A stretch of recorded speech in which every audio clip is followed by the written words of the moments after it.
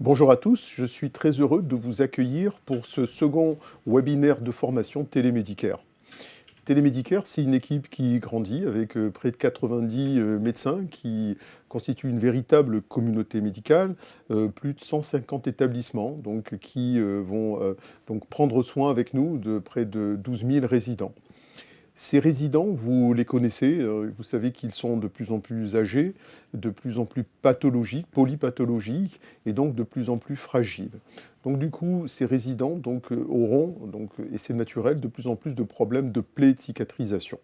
Donc aujourd'hui, pour ce webinaire, vous pourrez poser bien évidemment des questions, n'hésitez pas à le faire, et donc nous serons donc bien évidemment très heureux d'y répondre.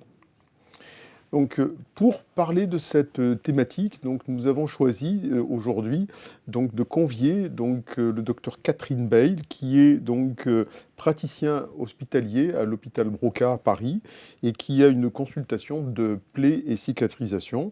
Et également, elle dirige une équipe mobile de gériatrie, une équipe extra-hospitalière qui permet de faire une surveillance des plaies dans les établissements.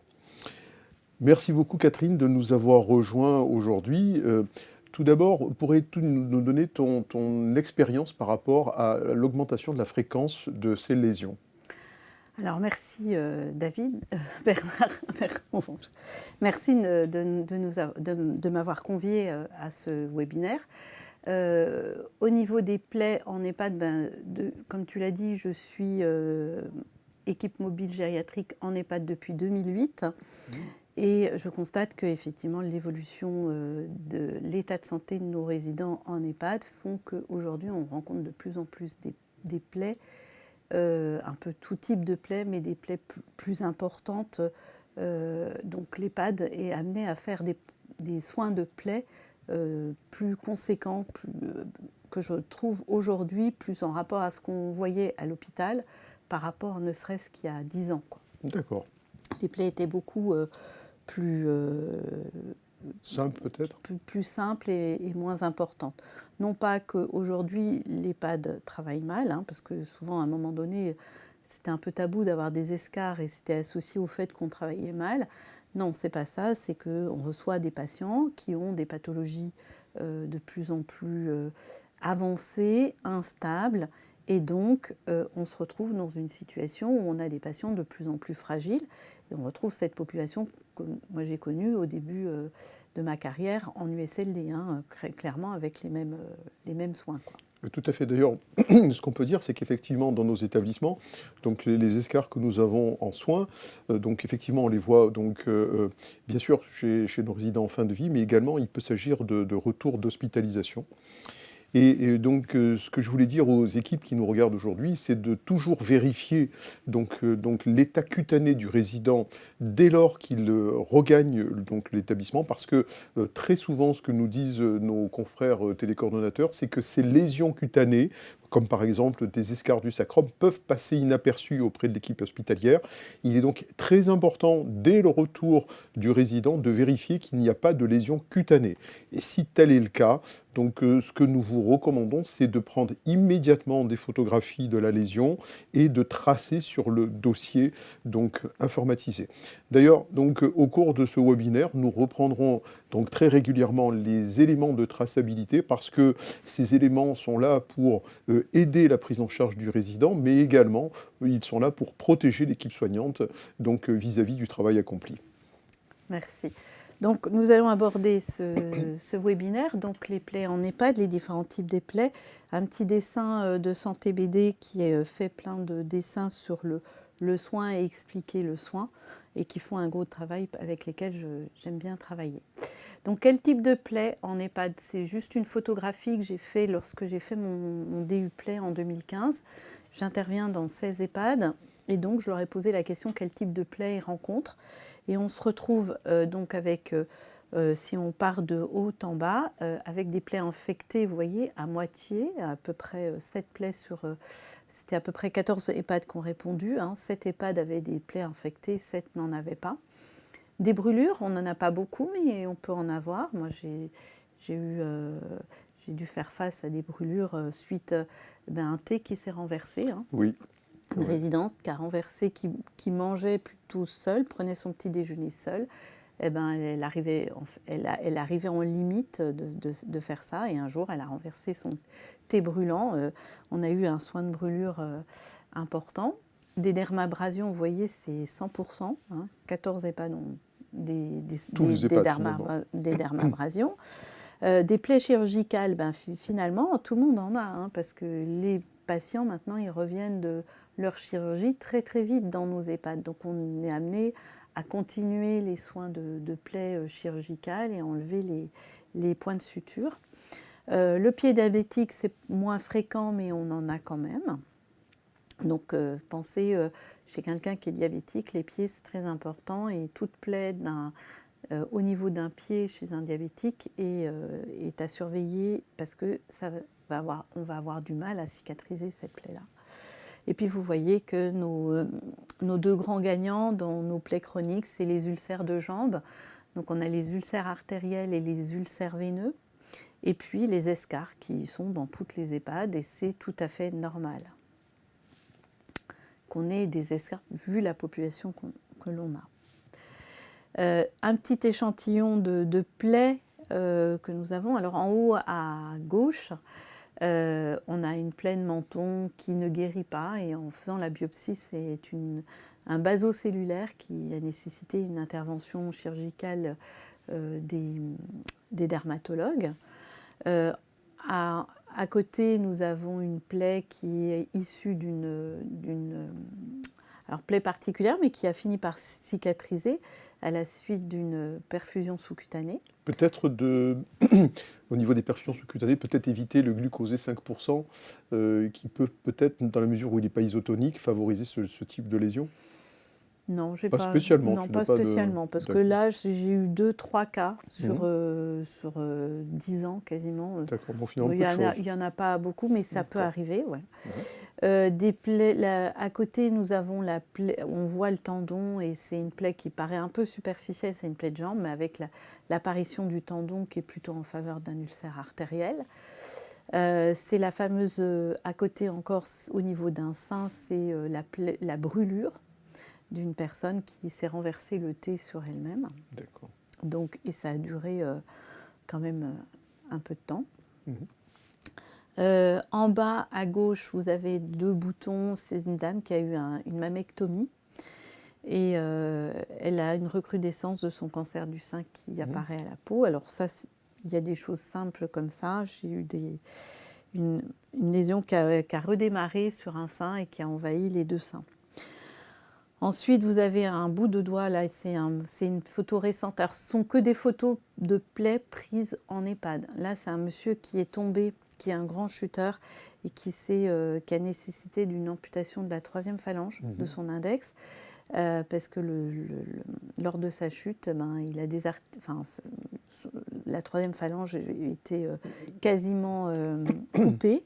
Et les chirurgiens de la main ont décidé de De l'amputation. l'amputer. Moi, j'ai déjà vu une lésion comme ça, avec une plaie liée à des barrières de lit.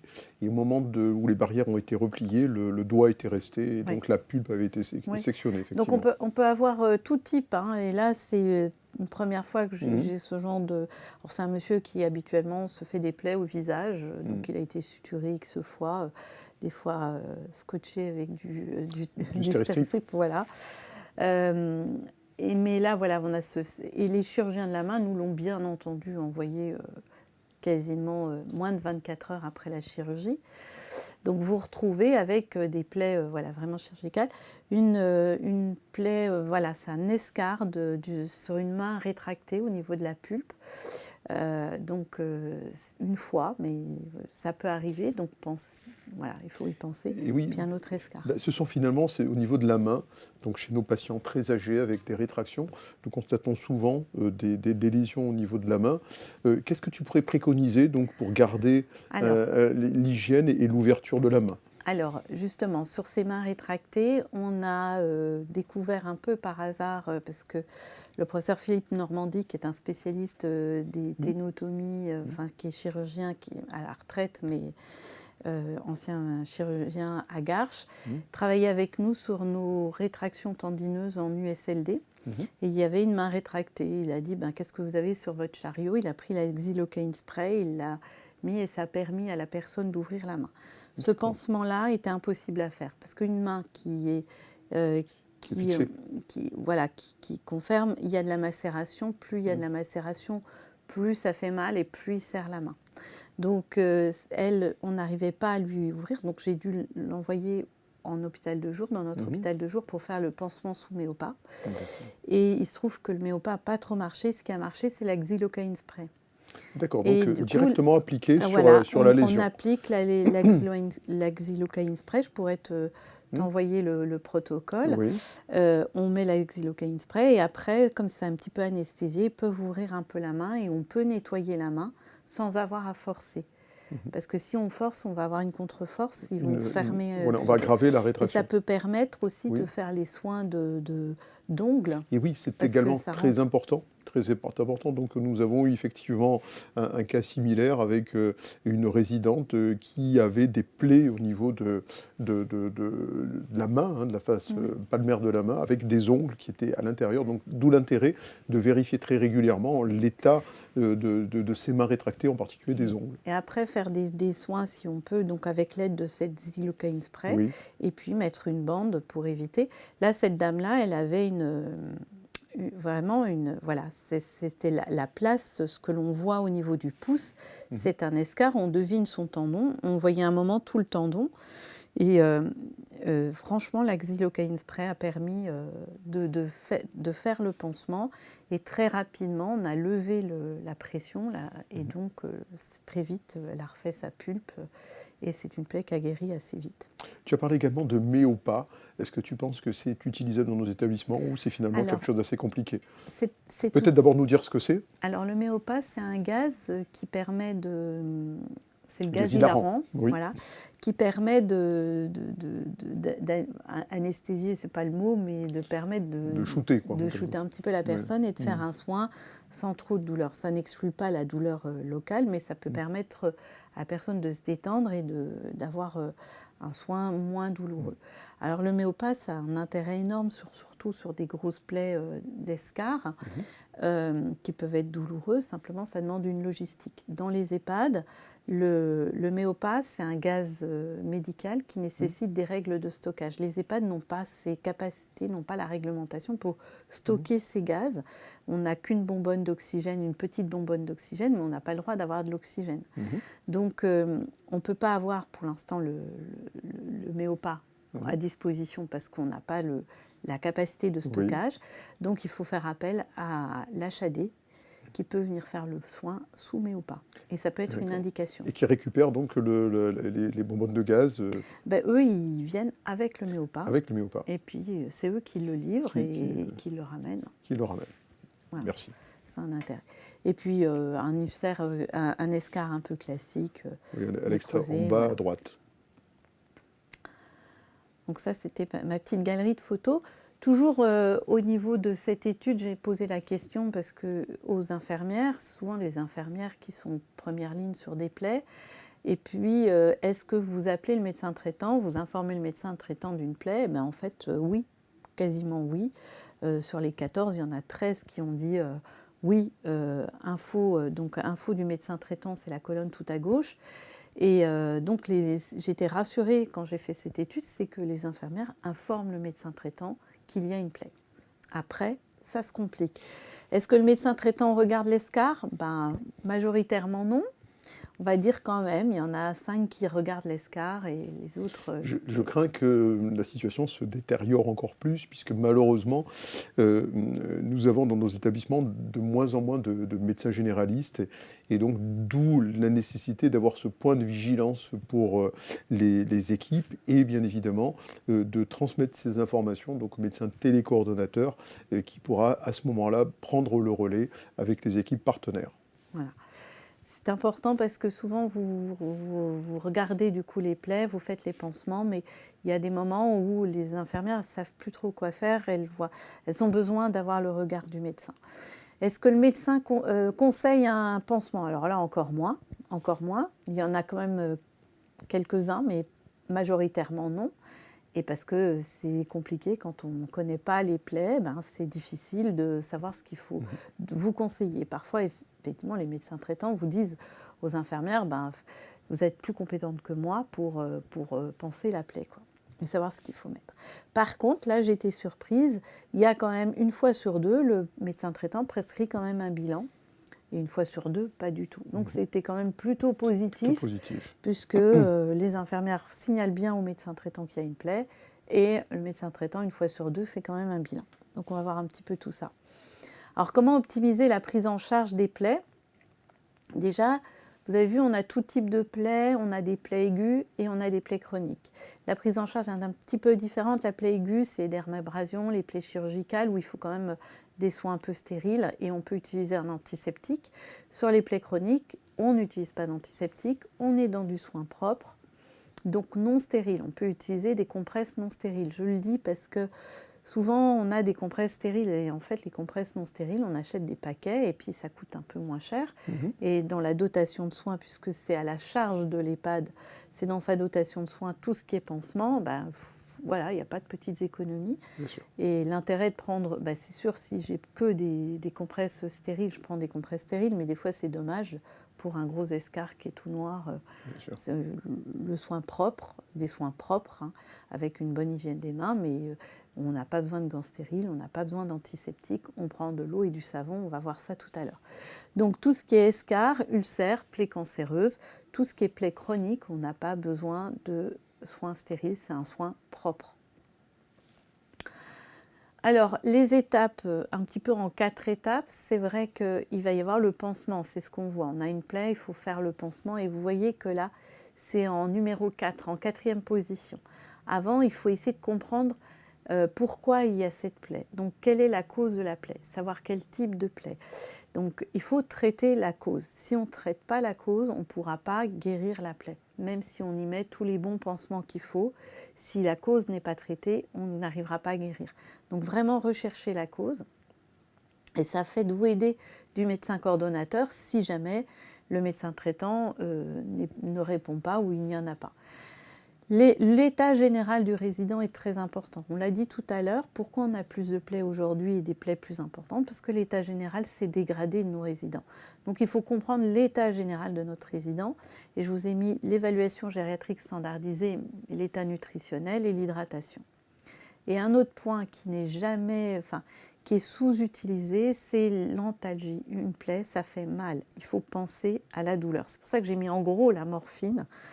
Il faut penser, il faut évaluer la douleur à chaque fois, en dehors des soins, pendant les soins. On va voir ça tout à l'heure. Alors, rechercher la cause de la plaie. Si on prend les plaies chroniques, pour la dermabrasion, c'est facile, il y a eu un coup, c'est une peau qui s'est déchirée. Les causes des plaies chroniques, c'est l'escarre, c'est quoi? C'est une plaie de pression. C'est en fait les tissus mous qui vont être pris entre deux, en sandwich, ils vont être écrasés entre deux plans durs et donc il va y avoir une ischémie tissulaire. Donc c'est une plaie de pression. Si on lève la pression, la plaie, elle pourra guérir. Si on ne lève pas la pression, on fait le même phénomène et donc il n'y aura pas de guérison. L'ulcère veineux, qu'est-ce qui donne cet ulcère veineux? C'est le fait d'avoir une insuffisance veineuse. Donc si on ne traite pas l'insuffisance veineuse, on ne peut pas guérir l'ulcère veineux. Et l'ulcère artériel, il est en lien au fait que le sang circule mal dans les artères parce que les artères sont obstruées. Donc c'est ce qu'on appelle l'artériopathie des membres inférieurs, ou artériopathie oblitérante des membres inférieurs, qui est sous-diagnostiquée en EHPAD. On disait tout à l'heure que en EHPAD, il y a 1%, si on prend l'outil Pathos qui peut refléter en fait les différentes pathologies, c'est 1% d'artériopathie des membres inférieurs en EHPAD, alors qu'en USLD, c'est 12%. Donc, vous voyez, il y a une différence. Alors que la population n'est pas si éloignée, il y a une différence trop importante. On sous-estime en EHPAD cette artériopathie des membres inférieurs. Ce n'est pas anormal, c'est tout simplement que la symptomatologie de cette artériopathie, c'est la claudication intermittente, la limitation du périmètre de marche. Et quand ils sont en EHPAD, on n'a pas ces paramètres, je comprends. On n'a pas cette symptomatologie. Alors, comment traiter la cause? Si c'est un escarre, c'est une plaie de pression, on lève la décharge. Vous voyez, tout en bas, notre talon, il est mis sous un coussin. Alors, on n'a pas toujours ces coussins-là. Il y a une autre installation là en décubitus latéral à 30 degrés avec juste des coussins. On peut très bien faire une installation avec pas des outils spécifiques, des coussins on prend des coussins des oreillers. Et ce qui semble important, bien évidemment, c'est que ce positionnement soit inscrit dans le plan de soins du résident. C'est-à-dire que c'est très important que tous les soignants soient informés des modalités donc de positionnement et de changement de position. C'est quelque chose qui est très important et, comme le disait Catherine, qui permet effectivement de raccourcir le délai de cicatrisation de ces lésions. Voilà. L'ulcère veineux, comme c'est l'insuffisance veineuse, on va mettre des bandes de contention. Donc vous voyez, il y a une bande de contention qui est plutôt de l'allongement long, mais il y a de l'allongement court, il y a deux types de bandes de contention. Si on ne met pas les bandes de contention, on ne pourra pas guérir cet ulcère veineux. Et en bas, l'ulcère artériel, en fait, c'est demander au chirurgien s'il peut nous faire un traitement. Alors aujourd'hui, ils font des prouesses puisqu'ils vont très loin au niveau des artères des pieds, ils vont sur des artères qui sont assez fines, pour aller mettre soit des ressorts comme on voit en bas à droite, soit avec un ballonnet, la dilatation. Alors ça peut se faire si c'est des sténoses très localisées. S'il y en a un peu sur toutes les jambes, parfois ils nous disent on ne peut plus rien faire, il faut l'accepter. Mais ça vaut le coup si la lésion est très localisée, avec des gestes de façon assez simple, puisqu'ils passent par l'artère fémorale, ils descendent, et ils mettent un ressort. C'est une hospitalisation qui dure 24 heures. Très peu invasif. C'est pas un pontage, donc comme on le faisait avant. Donc c'est quelque chose qui est accessible même chez nos sujets âgés en EHPAD. Donc l'angioplastie percutanée. Oui. La prise en charge globale de la personne âgée, c'est un peu notre rôle en tant que médecin gériatre. Dans nos EHPAD, on a ce profil de résidents qui ont plusieurs pathologies. Donc il faut bien connaître l'état de santé de notre résident. On a un outil, les gériatres, c'est l'évaluation gériatrique standardisée, c'est tout simplement on balaie tous les organes, les uns après les autres, et on regarde là où ça marche pas bien, et quels sont les traitements qu'on peut mettre en place, et qu'est-ce qu'on priorise surtout. Parce que parfois, vous voyez bien, il y a 14 antécédents, on ne peut pas prendre toutes les pathologies au premier plan, lesquelles on va prioriser. Donc on va les prioriser en fonction des objectifs de soins pour la personne âgée. Et ça, il faut définir un petit peu quand la personne arrive, quels sont ses objectifs de soins. Et ça peut évoluer aussi au cours de leur séjour. Si quelqu'un reste 5 ans, on peut imaginer qu'au début de son séjour et au milieu de son séjour, on n'a peut-être pas les mêmes objectifs de soins. D'où nécessité de réévaluer ce plan de soins et ce projet personnalisé de façon régulière. Régulièrement, voilà. Et normalement, le médecin coordonnateur, je dis bien normalement parce qu'on est tous pareils, on est un peu dépassés, on est mobilisé sur les personnes qui ne vont pas bien. On devrait refaire cette évaluation gériatrique standardisée tous les ans. Tout à fait. C'est ce qui est recommandé, mais on est tous pareils. Alors, je vous ai mis là le questionnaire de René Sebaglio-Lanoé. Je ne sais pas si certains d'entre vous connaissent. C'est un médecin gériatre qui a travaillé dans un hôpital de la PHP à Paris et qui était responsable de lits de soins palliatifs et qui nous a livré peu de temps avant de partir à la retraite, son questionnaire en 10 questions qui nous permet de hiérarchiser les pathologies. J'aime bien le livrer parce que c'est vraiment la réflexion qu'on se fait en tant que gériatre, c'est les questions qu'on se pose. Et aussi nous aider à cette réflexion un petit peu éthique, jusqu'où on va dans le soin. Et donc cette décision, en fait, est-ce qu'on est sur du soin palliatif terminal ou si on priorise, voilà. Le juste soin, finalement. Le juste soin. Et donc dans la prise en charge de la plaie, c'est très important. Donc que nous dit ce questionnaire? 10 questions. Une première question, quelle est la pathologie principale de ce patient? Alors elle peut être, la réponse peut être une pathologie à l'entrée et 2 ans après une autre pathologie. Ça peut bouger. Et toujours savoir où est-ce qu'on en est dans son degré d'évolution. Si je suis au début de cette pathologie ou à la fin, la décision elle ne sera pas la même. Est-ce qu'il y a d'autres pathologies? Est-ce qu'il y a un épisode surajouté? Souvent, on a une autre pathologie qui se surajoute, une décompensation d'organes. On a des personnes qui font des épisodes de décompensation d'organes qui se répètent, hein, finalement. Et donc, on va se poser la question, est-ce que c'est facilement curable ou pas? Si c'est facilement curable, on met des fois des antibiotiques ou des diurétiques, et puis ça permet à la personne de passer le cap, Bien sûr. et puis de récupérer son état antérieur. Ou pas du tout. Et puis, est-ce qu'il y a une répétition récente de ces épisodes aigus? On voit que par moment, il en fait 1 fois par an, puis 2 fois par an, puis après tous les mois ou tous les 15 jours. Donc on voit bien que là, la situation, l'instabilité de l'organe intervient, la fragilité de la personne est plus importante, et là, on est plus vers quelque chose de palliatif terminal que quelque chose qui pourrait être réversible. Donc en fait, la plaie, on va répondre à ces questions-là, et la plaie, on va pouvoir répondre comment on la prend en charge. Voilà. Ensuite, que dit le patient? On donne la parole au patient. Est-ce s'il peut le faire quand il peut verbaliser, ou alors s'il peut ne pas le faire par son comportement et sa coopération aux soins. Et on va nous demander quelle est la qualité de son confort actuel. Donc ça peut être qu'en équipe. On demandera aussi l'avis de la famille et aussi l'avis des soignants. À l'aide de ce questionnaire, ça nous permet de nous aider à réfléchir sereinement et objectivement par rapport à cette situation-là. Et il va en découler certainement une prise en charge qui sera plus appropriée pour le patient à cet instant-là. Bien sûr. Donc ça, ce questionnaire, je trouve qu'il correspond vraiment à nos pratiques. Et même si elle l'a décrit dans le cadre de soins palliatifs, il participe à nous, gériatres, à hiérarchiser les soins, à hiérarchiser les pathologies, savoir aussi quelle est la pathologie principale, la pathologie sous-jacente, où est-ce qu'elle en est. Enfin, vraiment, c'est notre réflexion de gériatre.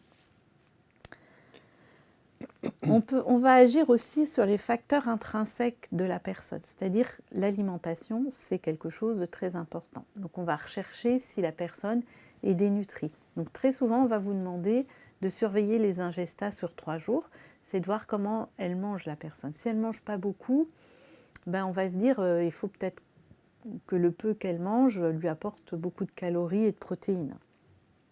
Donc on va adapter l'alimentation à ce qu'on observe et puis aux besoins de la personne. Parallèlement, nous médecins, on va évaluer l'état nutritionnel de la personne. Et je rappelle, c'est pas parce qu'on est maigre qu'on est dénutri, et c'est pas parce qu'on est gros qu'on n'est pas dénutri. Hein. Donc même on peut peser 100 kilos, paraître obèse, on peut être dénutri. Et j'ai mis les vitamines parce qu'il y a une vitamine qu'on oublie souvent, mais c'est la vitamine C. Dans les plaies, nos personnes âgées sont souvent en déficit de vitamine C, et on a des fois des plaies qui n'évoluent pas, et en mettant de la vitamine C, elles vont guérir en 15 jours. Donc vraiment, pensez à cette vitamine C, parce qu'il y a souvent un déficit de vitamine C chez nos sujets âgés. D'accord. Donc on peut y remédier très facilement en EHPAD avec un verre de jus d'orange. Tout à fait. Par jour. Tout à fait. Voilà. Juste une petite question. Est-ce que les besoins sont augmentés, par exemple, chez une personne qui est porteuse d'un escar? Ben oui, parce qu'il faut qu'elle fasse du tissu. Oui. Donc il faut qu'elle produise du tissu. Donc il faut que son organisme il prend de l'énergie pour combler ce trou.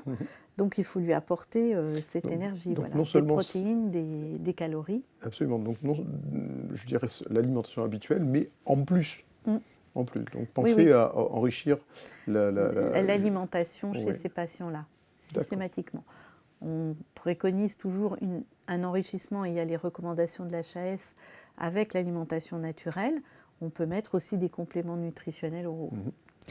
L'hydratation, on sait que nos sujets âgés, ils n'aiment pas boire, ils n'ont pas la sensation de soif. Donc pensez à l'hydratation, à les faire boire. On essaie de privilégier la boisson orale. Si vraiment on a beaucoup de mal, on peut passer à la perfusion sous-cutanée, mais vraiment à prendre en dernier recours. D'accord. Là, c'est le rôle des aides-soignants de faire boire régulièrement Oui, les d'autant personnes. que nous arrivons en période de canicule et qu'il faudra donc mettre en place d'ici quelques jours la surveillance hydrique pour nos résidents dans le cadre du plan bleu. Voilà, exactement. Alors, agir sur les facteurs intrinsèques, ça c'est plus le rôle du médecin, mais sur les infections qu'on peut avoir. Donc, on a les infections de plaie, on verra un petit peu, on fera un petit focus sur les infections de plaie, mais il peut y avoir une infection urinaire, il peut y avoir une pneumopathie, il peut y avoir tout type d'infection. Et effectivement, si l'organisme est mobilisé pour lutter contre l'infection, ben, il ne va pas refaire du tissu, enfin voilà, il ne peut pas tout faire. Et l'état artériel, je vous l'ai dit, hein, je vous ai montré des belles photos, ben voilà, nos artères qui se bouchent progressivement.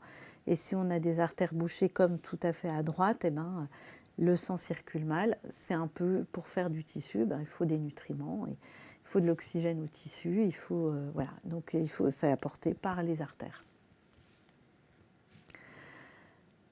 Le troisième point, c'est la douleur. Alors ça, c'est un point très très important parce que souvent, elle est sous-estimée. Avoir une plaie, c'est aussi avoir mal. Hein, une plaie, ça fait mal. On a tous expérimenté une petite plaie, ça nous picote, ça nous fait mal, ça nous tiraille sur le tissu. Alors si on a un trou dans les fesses, on peut imaginer qu'on est mal. J'ai quelques rares cas où j'ai eu des personnes qui n'avaient pas mal, mais c'est des personnes paraplégiques qui sont paralysées à partir du nombril et du coup, ils n'ont aucune douleur. Mais autrement, les gens ont mal. Donc, on va vous demander d'évaluer la douleur. N'hésitez pas, dès qu'il y a une plaie, il faut évaluer la douleur. Si la personne peut parler, on va lui demander l'évaluation numérique, c'est-à-dire de 0 à 10, lui poser la question, votre douleur, vous la cotez entre 0 et 10. 0, j'ai pas mal. 10, c'est une douleur insupportable. Vous mettez. C'est pas facile à faire. Si la personne a des troubles neurocognitifs, elle aura peut-être du mal à le faire. Mais ce n'est pas parce que j'ai des troubles neurocognitifs que je ne pourrai pas le faire. Voilà. Donc il faut d'abord privilégier cette auto-évaluation parce qu'on est la seule personne qui peut évaluer ce que l'on ressent. Hein. La douleur, c'est une expérience Personnel. désagréable, émotionnelle et désagréable. Donc, il faut demander à la personne, il faut privilégier cette demande-là. Si vraiment la personne n'est pas en capacité de le faire, à ce moment-là, on a les outils d'hétéro-évaluation, c'est-à-dire que c'est vous, les soignants, qui allez évaluer la douleur de la personne. Autant dire que ça va être complètement faux parce qu'on n'est pas dans leur corps, on n'est pas dans leur ressenti, mais on a ces outils par la lecture du corps. Donc on va avoir une présomption de douleur. Et c'est l'échelle la plus utilisée aujourd'hui, c'est l'Algo Plus qui a été mise en place en 2009, tout simplement parce qu'elle est facile à faire. Alors, on vous dira, c'est pas excellent, on préfère d'autres échelles, mais l'avantage, c'est qu'on peut la refaire autant de fois qu'il est possible et c'est facile à faire puisque c'est 5 questions. Ça existe ou ça n'existe pas, c'est oui ou c'est non, et c'est 5 points. Donc c'est facile à faire, moi je vous encourage à utiliser cette échelle. Maintenant, c'est une discussion que vous avez en équipe. Bien sûr. Et si vous utilisez le CPA, c'est le CPA. Si vous utilisez de l'O+, c'est de l'O+. D'autant que ces échelles sont directement accessibles sur vos logiciels de soins. Donc il faut cliquer sur évaluation et donc vous faites nouveau. Et à ce moment-là, vous allez sur Algo Plus, vous enregistrez directement l'Algo Plus sur donc, votre dossier patient, ce qui veut dire qu'à ce moment-là, tous les membres de l'équipe soignante sont au courant de cette problématique douloureuse. Et c'est très important, surtout dans le cadre de la télécoordination, pour que le médecin télécoordinateur puisse donc agir auprès du médecin traitant pour qu'il y ait prescription d'un traitement antalgique. Voilà. Et j'insiste sur une évaluation en dehors des soins, c'est-à-dire au repos. La personne peut paraître non douloureuse. Et pendant les soins. Et pendant les soins, ce n'est pas que pendant que l'infirmière refait le pansement, mais c'est aussi pendant que les aides-soignantes font la toilette. Quand on tourne un corps ou quand on tire sur les tissus, on tire sur les articulations et on tire sur les berges de la plaie. Et donc ce soin d'hygiène corporelle avec la mobilisation du corps peut être douloureux ou exacerber la douleur à ce moment-là. Effectivement, on peut faire un soin donc, sans qu'il soit douloureux. Donc, c'est ce qu'on appelle les douleurs induites par les soins. Et donc, effectivement, donc, je pense qu'on peut prévenir cette douleur, d'une part, par des techniques de manipulation qui soient peut-être donc, plus, je dirais, moins agressives, éventuellement, et par un traitement, une prémédication. Une prémédication en respectant bien le délai, c'est-à-dire qu'il faut attendre 1 heure entre la prise du médicament et les premiers soins. Alors moi, c'est mon truc à moi, je vous le livre. Parce qu'on ne peut pas faire courir l'infirmière, donc je prescris la prémédication à 8 heures avec les autres médicaments. Ça veut dire qu'on compte 1 heure, ça veut dire qu'à partir de 9 heures, on a le go pour faire tous les soins, y compris la kiné, jusqu'à midi. Donc il faut que les soins soient finis avant midi. D'accord. Mais on a 9h midi, voilà, oui, et si l'infirmière a donné les médicaments à 8h30, c'est 9h30. En termes d'antalgiques, tu parles, je suppose, des opiacés oui. ou du paracétamol? Alors, ça peut être le paracétamol, qui est le premier qu'on utilise. Les paliers 2, on n'aime pas trop parce qu'ils sont mal tolérés chez le sujet âgé. Oui, style Isalgie ou tramadol. Oui, le tramadol et la maline. Oui, voilà, mais qui sont souvent en fait, associés au paracétamol. Sont souvent associés au paracétamol. Tout dépend de ce que prescrit le médecin. Et puis sinon, on a ou de la morphine rapide, Actiskénan, ou des gouttes d'Oramorphe. D'Oramorphe, tout à fait. Et à ce moment-là, il faut toujours attendre 1 heure. Une demi-heure, c'est pas assez. D'accord, donc 1 heure après l'administration donc du traitement antalgique pour faire le soin et environ 3 heures de durée d'action. Oui, c'est 4 heures. Donc l'efficacité, on la pleine à partir de 9 heures. Et puis jusqu'à midi. À midi, ça s'arrête. Donc ça vous laisse un peu le temps de programmer tous les soins du matin. Voilà. Donc c'est une technique assez... Et en profiter à ce moment-là pour faire les photos durant le soin. J'ai une question qui me parle de la sécurisation des données. Donc, comment fais-tu pour rentrer les photos sur le logiciel de soin? Moi, ce que j'avais l'habitude de préconiser, c'est que effectivement, l'infirmière puisse faire les photos, soit à partir d'un appareil photo qui existe dans l'établissement. C'est une possibilité, c'est pas la plus fréquente parce que malheureusement ces appareils photo disparaissent ou se perdent, ou autre possibilité, le faire avec son téléphone portable personnel et ensuite le transposer. Est-ce que ça pose problème en termes de confidentialité des données, Catherine? Alors, confidentialité, moi j'ai une photo de plaie, je ne sais pas à qui elle appartient. Bien sûr. Et souvent, si on zoome sur la plaie, il faut bien dire, on voit un petit peu si c'est au niveau du sacrum, on peut voir le haut de l'arrêt des fesses. Jamais le visage dans sa globalité. Ah non, il n'y a jamais. Jamais vous avez vu le menton, c'est juste le menton. D'accord, voilà. donc on vous zoome avez sur vu la les lésion. plaies, c'est des plaies que j'ai pris, ces photos de plaies que j'ai pris avec mon iPhone. Et je sais, parfois, même pas à qui elles appartiennent. Je ne sais même plus à qui elles appartiennent. Il y en a, je sais, mais il y en a, je ne sais pas. Voilà. Donc, c'est sûr que sur le portable personnel, ce n'est pas non plus ce qui est recommandé. Il y a des endroits où on vous dit le portable personnel, il est au vestiaire. Oui. Le problème, c'est qu'on n'a pas aujourd'hui, on n'a pas encore la solution. C'est-à-dire qu'il faudrait... On peut avoir, il y a des établissements qui ont eu des iPads qui peuvent prendre les iPads. Oui, tout à fait. Alors le problème aussi, c'est si vous êtes toute seule, on se met en tenue et après il faut pouvoir prendre la photo. C'est pas toujours évident aussi, en respectant les règles quand même d'hygiène. Voilà. En fait, ce qui n'est pas recommandable, c'est qu'on prend son téléphone portable lorsqu'on est dans un soin avec des germes qu'on va peut-être ramener à la maison. Bien sûr. Mais aujourd'hui... Donc préconisez plutôt un appareil photo, un iPad ou une tablette, tout simplement, qui soit réservé à cet usage. Je pense qu'effectivement, c'est très bien de nous avoir fait remonter cette problématique. Oui. Et puis après, on envoie la photo sur son mail professionnel et on l'intègre, on l'enregistre sur son bureau et on l'intègre dans le logiciel. D'ailleurs, il y a un confrère qui nous précise qu'avec NetSoin, on peut prendre les photos avec la tablette. C'est-à-dire que si vous avez la chance d'être équipé de NetSoin et d'avoir les tablettes associées, vous pouvez directement prendre les tablettes NetSoin pour faire les photos, ce qui finalement résout le problème de la confidentialité, bien sûr en évitant les photos de visage. Oui.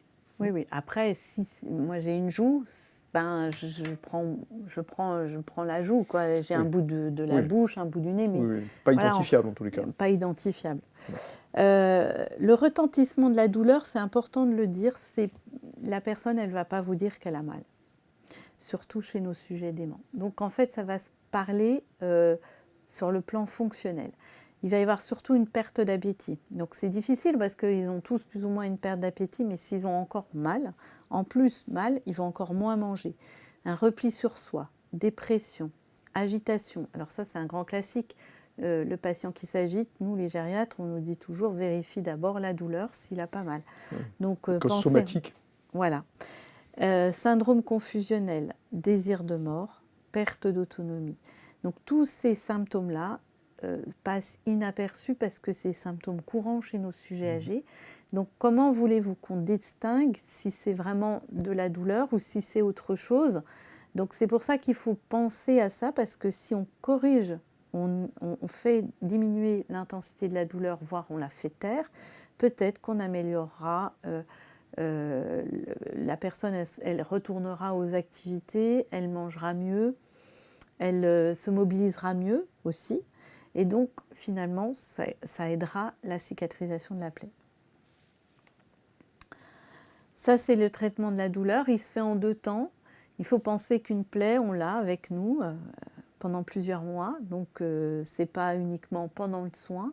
Donc, il faut traiter la douleur sur les 24 heures.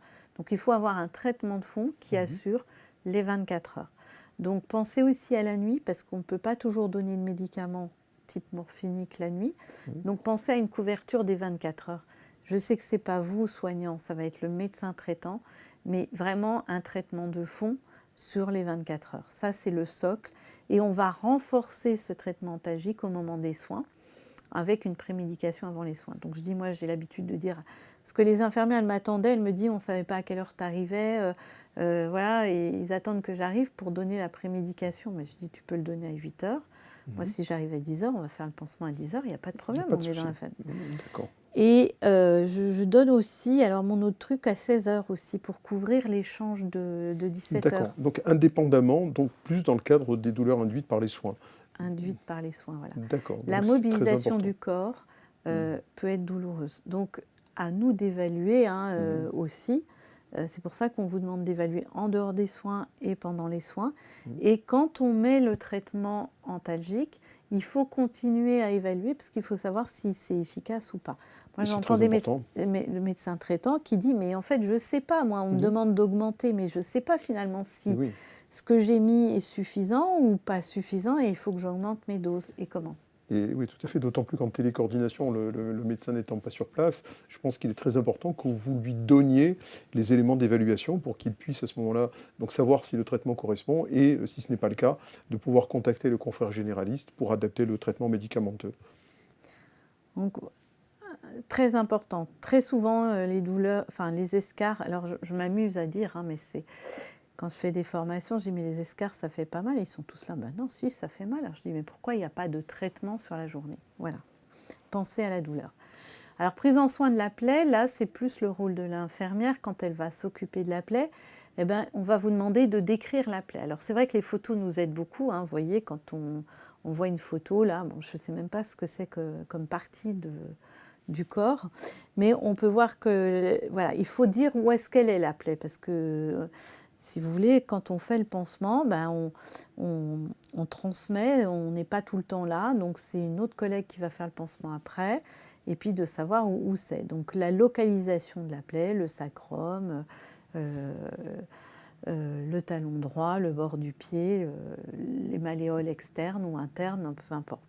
La forme de la plaie, alors des fois elle est ronde, c'est facile, des fois elle est en forme de carte de géographie. Surtout les ulcères. Alors, une fois, j'avais la Corse un peu. Donc, il y a des cartes. Donc, c'est difficile. Des fois, je fais un petit dessin, mais c'est vrai que si on a une photo, on voit un petit peu mieux. Et on essaie de mesurer la plaie en taille, en longueur et en largeur, donc approximativement, parce que si elle n'est pas très ronde ou si... Voilà, il y a le plus grand, le plus long et le plus large. Justement, donc un soignant me demande si les photos de la plaie et de leur évolution, c'est une bonne preuve pour le CH au niveau du pathos. Ce que tu viens de dire, évidemment, je ne peux que le confirmer. Et bien évidemment, le fait de décrire la lésion telle que l'a proposée Catherine est un élément très important, parce que vous savez que dans le CH, la taille de la plaie est importante. Donc raison de plus pour la décrire telle que tu nous le proposes. Voilà. Et la profondeur. Donc là, c'est une plaie qui n'est pas très profonde, mais parfois, elles sont creusantes. Et il faut aller avec une pince pour aller mesurer un petit peu la profondeur. Voilà. L'évolution, elle est décrite avec les 4 phases colorimétriques et qui correspondent aux 4 phases de cicatrisation. Donc la couleur noire correspond à la nécrose, c'est les tissus qui sont morts. Donc on voit bien en dessous dans le tableau bleu, c'est tout à gauche, cette phase de nécrose qui correspond à du tissu noir. Donc là, on va dire sur notre plaie que là, par exemple, cette plaie-là, elle est 100% noire, donc on sait qu'elle est en phase de nécrose. Donc il va falloir la déterger assez vite. La fibrine, c'est le tissu qui va être entre la nécrose et le tissu sain, qui est de couleur jaune, qui reste très longtemps. C'est pareil, il faut que toute la plaie, on élimine toute cette fibrine avant de pouvoir faire une cicatrisation correcte. Le rouge, c'est la phase de bourgeonnement, c'est là où les tissus se régénèrent, on refait du tissu, c'est pour ça qu'il faut beaucoup d'énergie et bien manger. Et à la fin, on a cette phase rose qui est la phase d'épithélialisation, c'est là où la peau va recouvrir la plaie pour la cicatrisation finale. Et parfois, on n'a même plus de traces, on n'a même pas de cicatrice, la peau a complètement recouvert. Vous n'allez pas avoir une plaie toute jaune ou toute rouge ou toute rose. Vous allez avoir des couleurs différentes. Si on voit les photos en bas, vous voyez en face de la face jaune, c'est une plaie qui est quand même majoritairement jaune, mais il y a un petit peu du rouge parce que le tissu de bourgeonnement commence à apparaître. Et si on va dans la phase de bourgeonnement, là, on voit que c'est essentiellement rouge, mais il y a quand même un petit peu de fibrine encore. C'est l'évolution de la plaie. Puis on peut avoir aussi de la nécrose, de la fibrine et du tissu, des phases de bourgeonnement. Donc on peut avoir toutes les phases de cicatrisation dans la même plaie. Et l'épithélialisation, c'est vraiment la fin, la fin. Donc comme on l'a dit tout à l'heure, les photos sont importantes. Je ne demande pas de faire une photo tous les 2 jours parce que ça peut être contraignant et on a vu le côté pratico-pratique n'est pas toujours évident. Mais si vous pouviez faire une photo de la plaie au moins une fois dans la semaine, parce que c'est important. Votre collègue qui est partie 15 jours en vacances, elle revient, elle reprend la plaie, elle a la photo d'elle, de la plaie peut-être il y a 3 semaines. Et donc elle n'a pas vu toute l'évolution. Donc des fois, elle a besoin de voir, en fait, ça l'aide aussi de voir l'évolution. Bien sûr. Et puis on l'a dit, pour le pathos, quand vous avez le médecin valideur qui vient et qui voit votre plaie, il dit ok, quand on voit la plaie... D'autant que le médecin valideur peut venir plusieurs semaines après, donc du coup, la photo est quasiment le seul élément de preuve. Et donc... je pense qu'il est très important de le faire, comme tout ce qui est donc en termes de traçabilité. Catherine, j'ai aussi une autre question. Est-ce que l'IDE a le droit de scarifier la plaie ou d'enlever la fibrine? Bien sûr. Bien sûr. Bien sûr. Bien sûr. Bien sûr. C'est un geste infirmier. C'est un geste infirmier. En ce qui concerne l'action des aides-soignantes, comment parce que quelquefois, c'est vrai que pour certaines plaies, les infirmières délèguent à l'aide-soignante. Donc toi, qu'est-ce que tu considérais qui peut être délégué? Ce que je vois souvent, c'est que l'aide-soignante est en train de faire la toilette, le pansement est parti. Souvent, ce sont des pansements relativement simples. C'est un hydrocellulaire border qui est parti et qu'il faut remettre. Donc elles ont fait le change, elles ont tout nettoyé, elles remettent. Ce qui est plus simple, effectivement, pour ensuite... C'est plus simple, mais globalement, c'est à l'infirmière de faire le pansement, de faire la détertion mécanique. Détertion mécanique par IDE, donc. Elle peut le faire. Alors effectivement, il y a des infirmières qui ne sont pas à l'aise avec ça, et ça, je le comprends.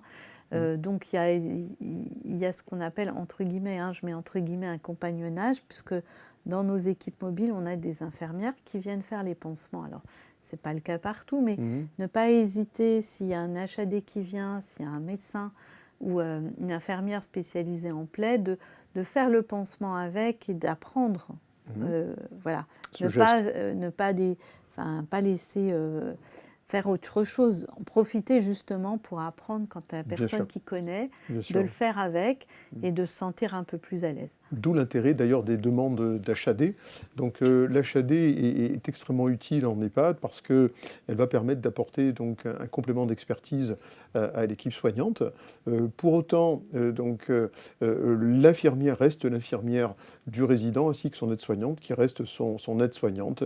L'avantage aussi, c'est que bien évidemment, ça permet d'économiser d'économiser du temps et également d'économiser des ressources, puisque comme vous l'a dit Catherine, donc, tous ces pansements donc, sont achetés sur la dotation de l'établissement et que dès lors, donc, ces sommes ne sont plus disponibles pour d'autres activités. Voilà. Et effectivement, quand on appelle l'HAD, ils viennent avec leur pansement. Mm. Et les ARS sont tout à fait d'accord avec ça. En fait, c'est le temps d'infirmière qui est dédié aux EHPAD. S'il y a des soins qui deviennent trop conséquents, on sait que ça ne suffit plus. C'est pour Bien ça sûr. qu'il faut faire intervenir quelqu'un de supplémentaire. Et les ARS sont... Il ne faut Tout à pas fait. hésiter si vous vous doutez, hein, mais on conventionne tous avec des HAD. Et les différentes ARS encouragent à la fois les HAD et à la fois les EHPAD à travailler ensemble et collaborer ensemble. Sans que ça remette de quelque façon la compétence de l'infirmière, hein, c'est juste qu'elle a besoin d'une aide supplémentaire compte tenu de la charge de travail qui est la sienne. Voilà, si vous devez passer 1 heure dans une chambre pour faire tous les pansements de plaies, pendant cette heure-là, vous êtes mobilisé auprès du résident, vous ne vous occupez pas des autres. Donc c'est là où l'HAD, enfin on considère que c'est à partir d'une demi-heure de soins que l'HAD doit intervenir. Donc comment faire un soin local d'une plaie? Je l'ai un petit peu catalogué en 5 étapes. Donc on va voir, je ne mets pas d'antiseptique, parce que si on est sur une plaie chronique, surtout pas d'antiseptique. Hein. Pas de bétadine, pas de citéal, pas tous ces produits. Pas de biceptine. Voilà. Non.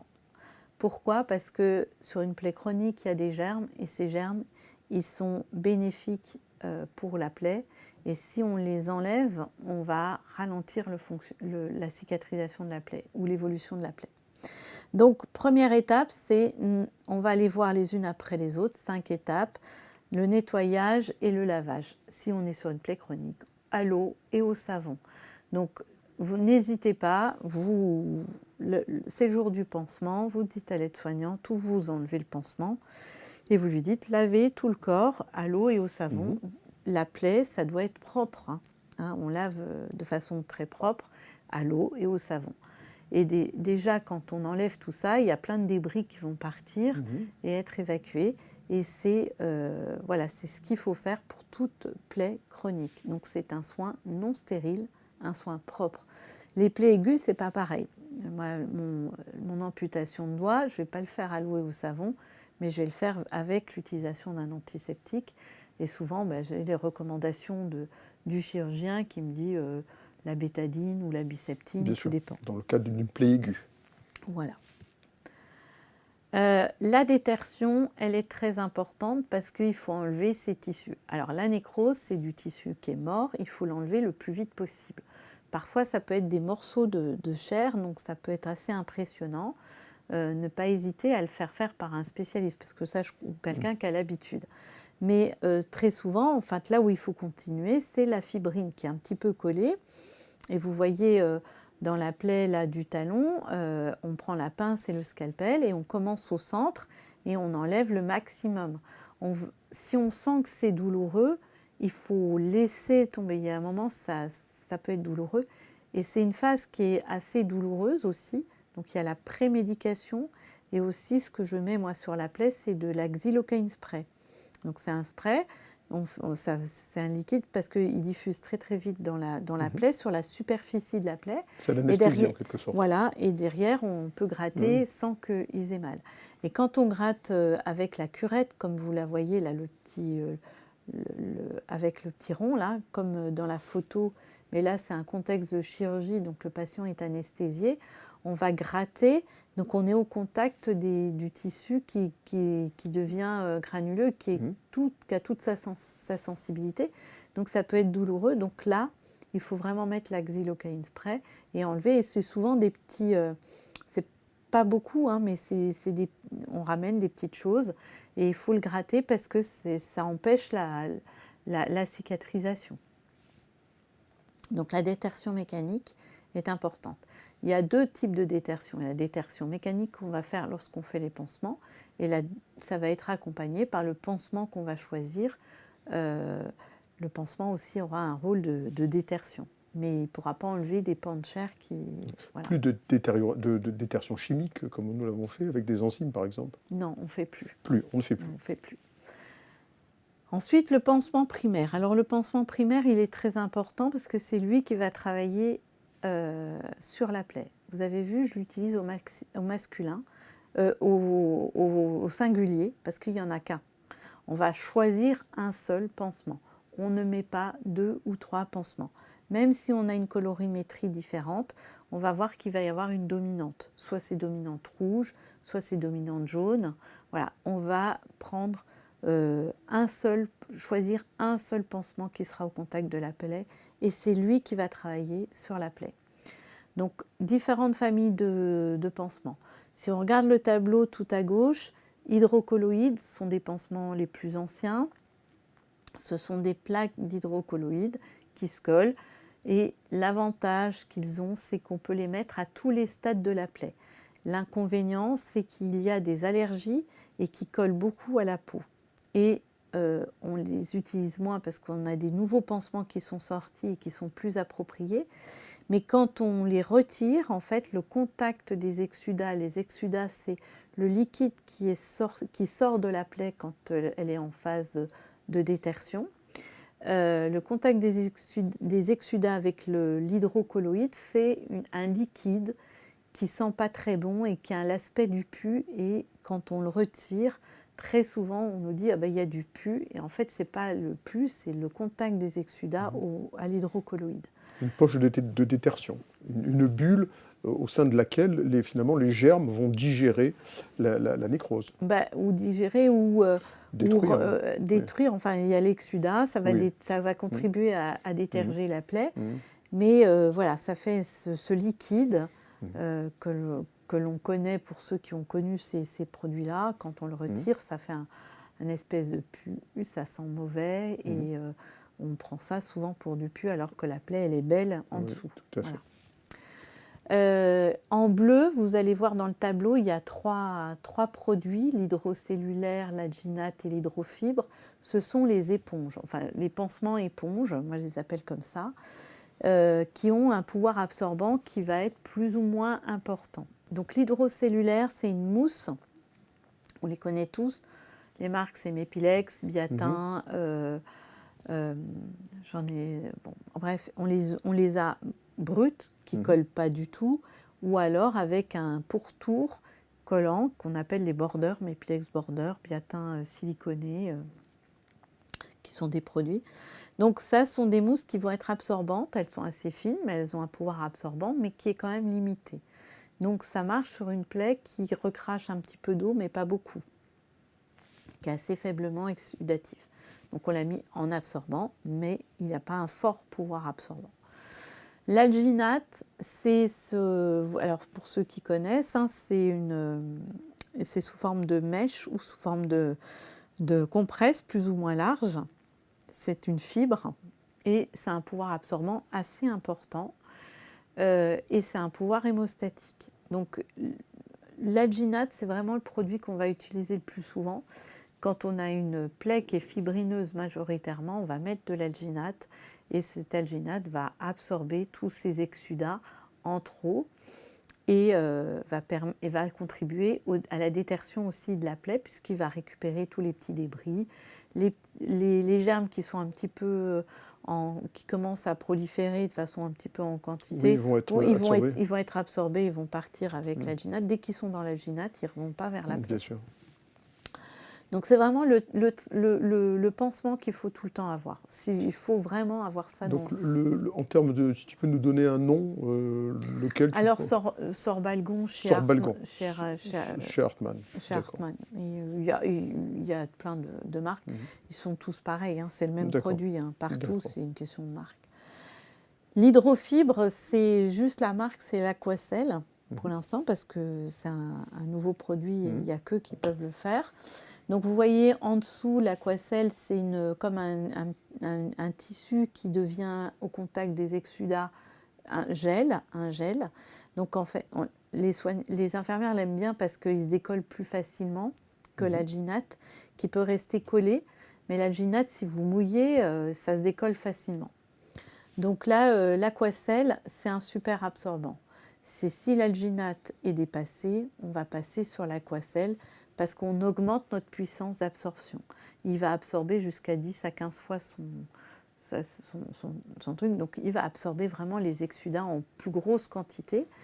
Et donc, on va l'utiliser sur des plaies qui sont très exsudatives. On a même l'Aquacel Extra qui a un pouvoir absorbant encore plus fort.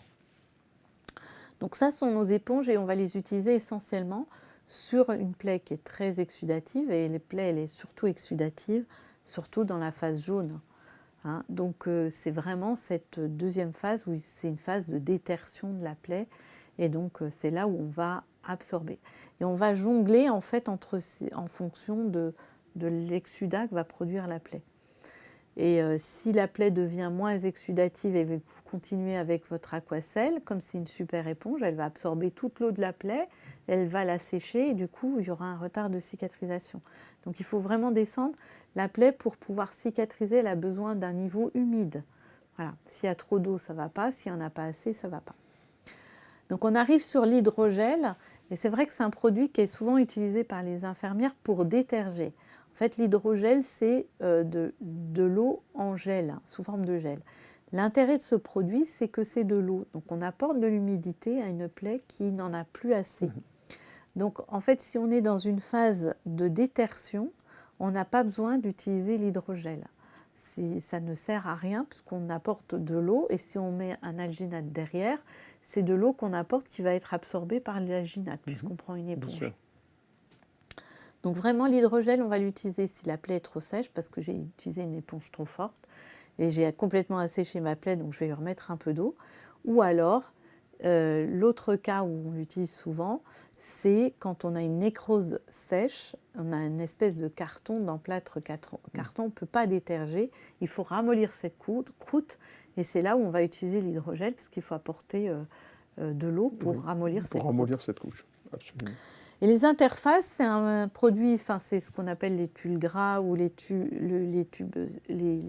siliconés.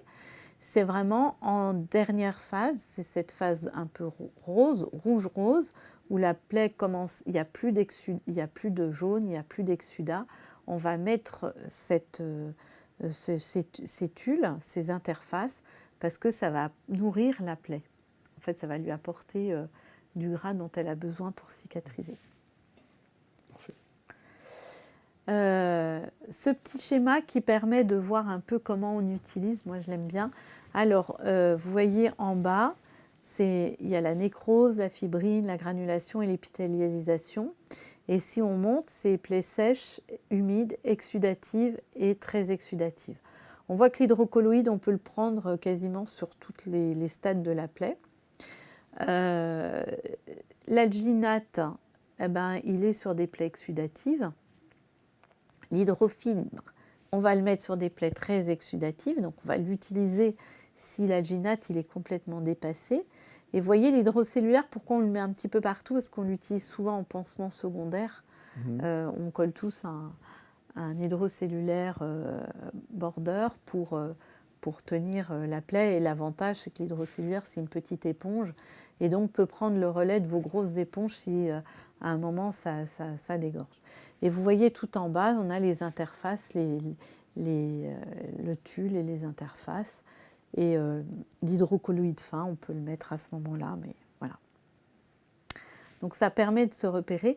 Et on devine dans ce tableau une espèce de cloche, c'est l'évolution de la plaie. Et vous voyez que quand on est en phase fibrineuse et début de granulation, c'est là où il y a le plus d'exsudat. En phase de nécrose, il n'y a pas beaucoup d'exsudat.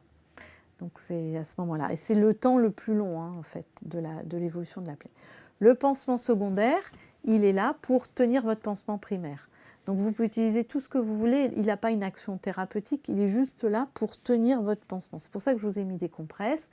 J'ai mis des bandes parce qu'au niveau des jambes, il faut éviter des collants, s'il vous plaît, pas de collants. Mettez des bandes parce que la peau des jambes de nos personnes âgées sont très fines, se déchirent. Si on met du Méfix comme en haut à droite, ça va déchirer la peau et après on crée une plaie. Parfois on va vers un ulcère. On utilise facilement les hydrofilms tels que Tegaderm ou hydrofilms de chez Hartmann qui s'enlèvent facilement sans trop arracher la peau. La peau périlésionnelle, il faut en prendre soin. Donc, si on est sur des... Enfin, c'est pas vrai pour les escarres au sacrum, parce que souvent la peau, elle est à peu près correcte. On peut avoir des allergies liées au collant qu'on utilise. Donc, à ce moment-là, on va être obligé... On va avoir une peau eczématisée, on va utiliser du diprozone. Et au niveau des jambes, on a souvent une peau sèche. Donc, ne pas hésiter à hydrater cette peau. Et puis, comme on n'utilise pas de collant, c'est pas grave, on met des bandes. Ça nourrit la peau. Il faut penser à la peau périlésionnelle. Les plaies infectées, on a un index colorimétrique qui est le vert, très peu de plaies infectées, très peu de plaies chroniques infectées. Les exsudats, ce que j'ai dit tout à l'heure, peuvent être pris parfois pour du pus. On ne prélève pas une plaie chronique parce qu'on va trouver des germes automatiquement. Et donc, ça ne sert pas à grand-chose parce que derrière, on n'aboutira à rien. D'autant que la présence de germes ne signifie pas qu'il y ait une infection, c'est juste une colonisation. Oui, une colonisation. Et justement, on a un dicton, en fait, c'est Raymond Villain qui nous dit « Paix sur la plaie aux germes de bonne compagnie ». Ces germes, ce sont nos alliés parce que c'est eux qui vont contribuer à déterger notre plaie. Et donc, on a un taux normalement standard de germes qui est tout à fait normal. Et ces germes vont partir avec l'eau et le savon. Et parfois, comme tu le dis, il y a une colonisation, c'est-à-dire qu'ils vont se mettre à se développer de façon importante. Donc, il faut faire attention parce qu'on peut avoir un retard de cicatrisation. Donc, on déterge bien la plaie, on lave bien à l'eau et au savon. L'alginate est notre allié parce qu'il va absorber les germes. Les germes, ils vont venir dans l'alginate, mais il va les garder, ces germes, il ne va pas les remettre dans la plaie.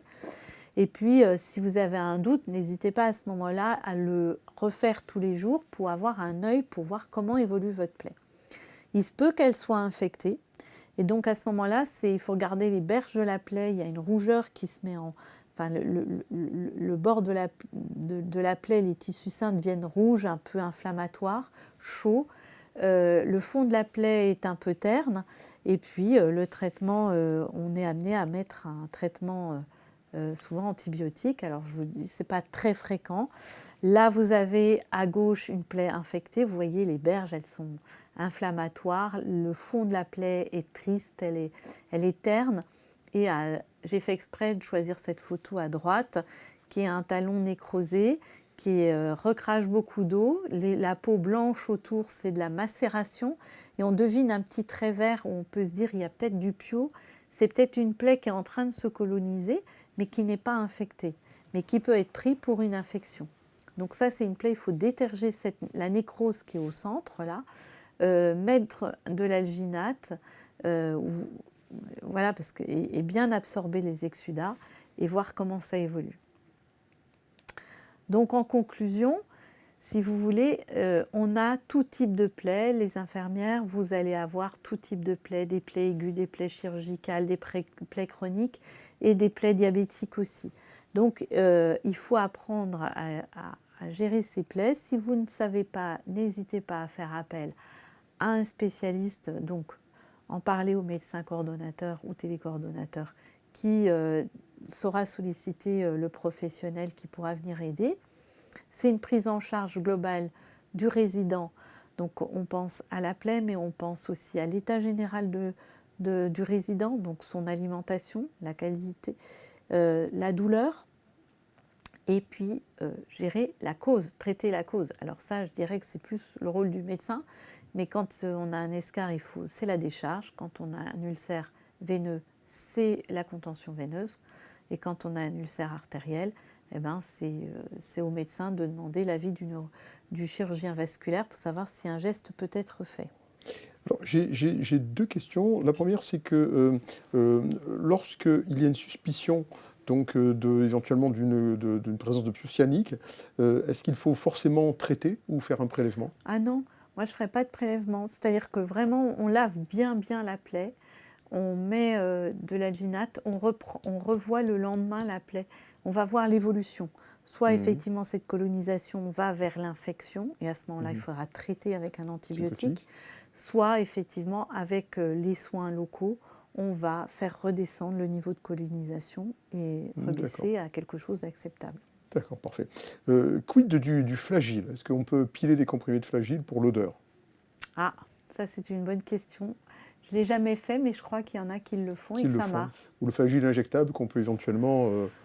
Moi, je ne le fais jamais, mais...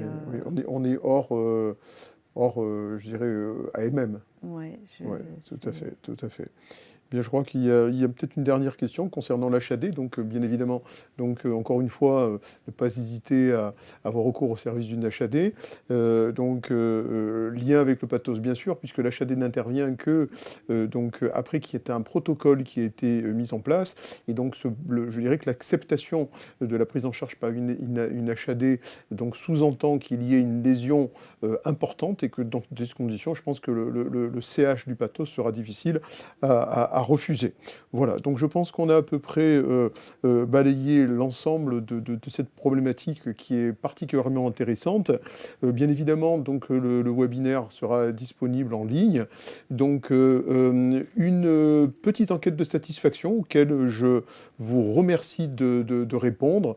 Et bien, je vous remercie toutes et tous pour votre participation à ce webinaire. Et puis, je vous dis à très bientôt pour une nouvelle thématique de formation. Au revoir. Merci, au revoir.